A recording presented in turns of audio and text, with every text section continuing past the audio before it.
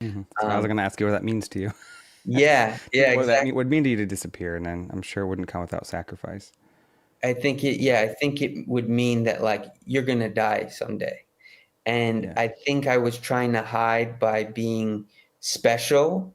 And, when I saw people light up when I did acting, as a kid, it became this thing of like protecting me from Mhm. mortality, protecting me from, uh, you know, the existential dread that I had.